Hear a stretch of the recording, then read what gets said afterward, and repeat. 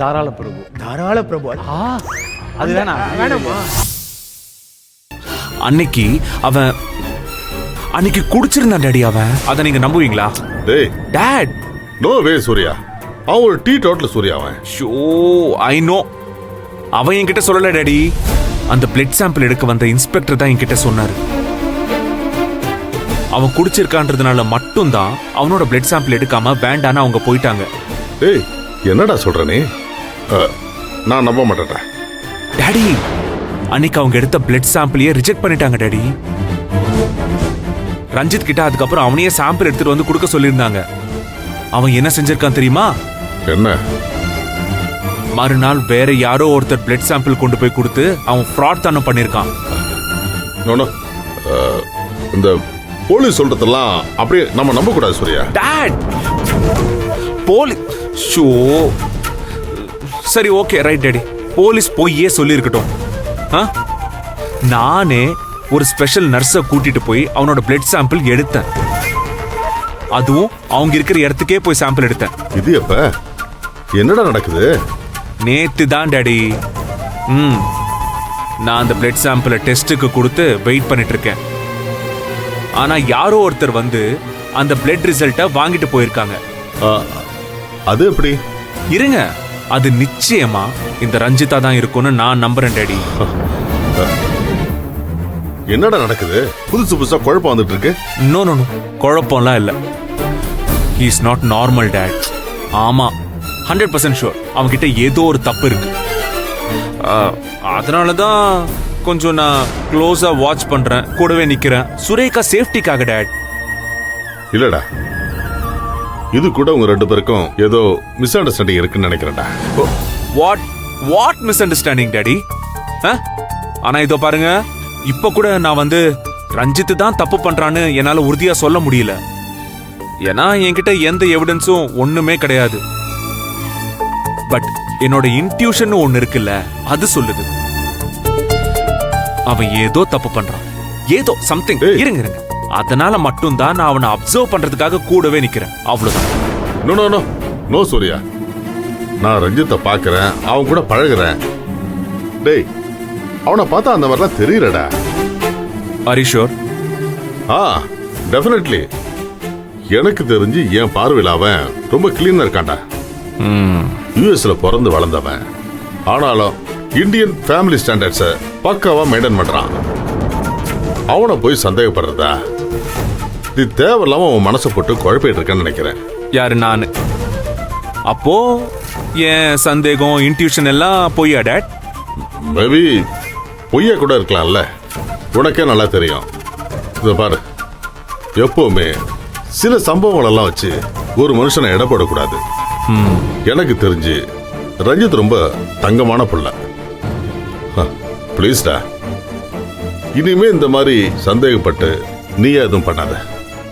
அது நம்ம குடும்பத்துல தான் ஒரு குழப்பத்தை உண்டு பண்ணும். முக்கியமா சுரேகாவோட லைஃப்ல சிக்கலை கொண்டு வந்துடும். இனிமே இந்த மாதிரி பண்ணாத, ஓகே? நீ அவனை விட்டுடு, கொஞ்சம் ஃப்ரீயா விடு, அவன் கம்ஃபர்டபுளா இருப்பான், புரியுதா? ஓகே. யாரு? உங்க அம்மா தான். ஒரு 2 நிமிஷம் அவ கண்மடை நிக்கலன்னா பதறி போயிடுவான். நான் அங்க போறேன், என்ன? ப்ளீஸ்டா, டாடி சொல்றேன், நீ இனிமே ரஞ்சித்தை டிஸ்டர்ப் பண்ண வேணாம், ஓகேவா?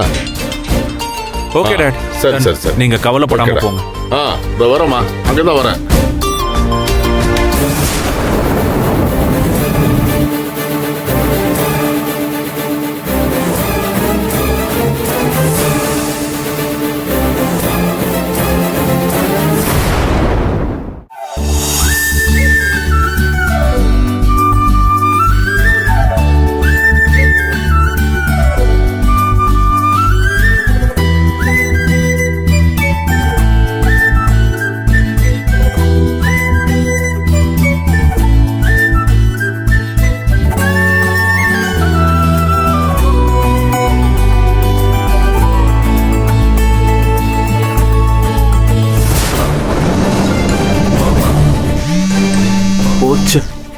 பரமேஸ்வரி மறுபடியும் நமக்கு கால் பண்ண ஆரம்பிச்சிட்டாங்க.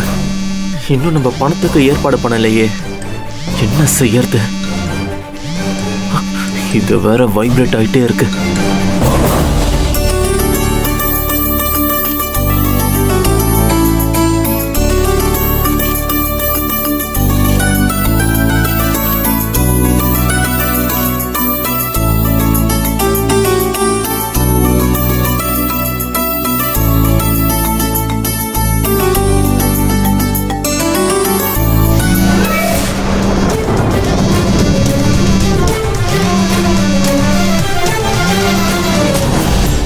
சுரேகா, நமக்கு வெட்டிங் வந்தாலும் வந்துச்சு. என் ஃப்ரெண்ட்ஸ் திரும்ப திரும்ப கால் பண்ணிட்டே இருக்காங்க.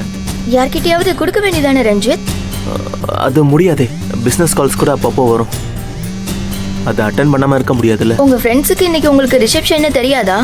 ஏன் கால் பண்ணிட்டே இருக்காங்க? விஷ் பண்ணாதான். யூஎஸ்ல இருந்து கால் பண்றாங்க. பாவம், கல்யாணத்துக்கு வர முடியாதவங்க போன்லயாவது விஷ் பண்ணலாமேன்னு இன்டர்நேஷனல் கால் பண்றாங்க. ஆமால, வர முடியாட்டி விஷ் பண்ணி தானே ஆகணும்ல. பாரு, இப்போ கூட என் ஃபோன் வைப்ரேட் ஆகிட்டே தான் இருக்கு. Just 2 minutes. இங்கே நான் தனியாக நின்று பேசிட்டு வந்துடுவா? ஐயோ இருங்க. இந்த வந்துடுறேன். சரி.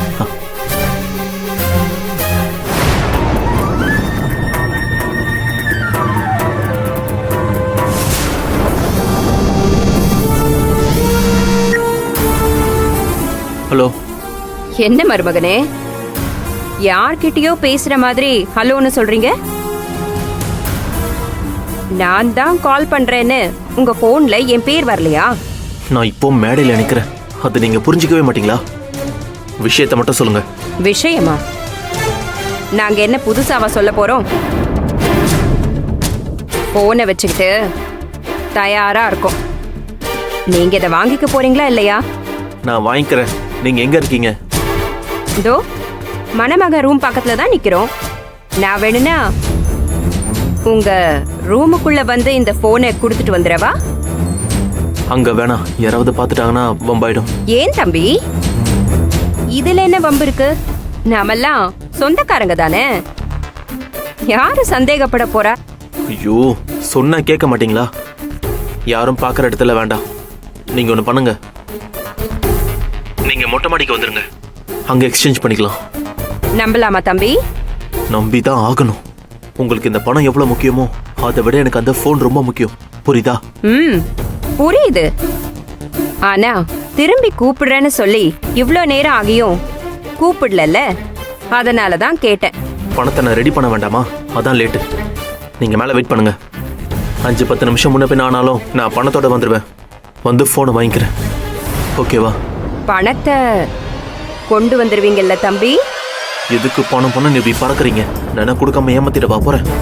மருமகனே, தாயும் புள்ளையுமா இருந்தாலும் வாயும் வயிறும் வேற வேறதான்.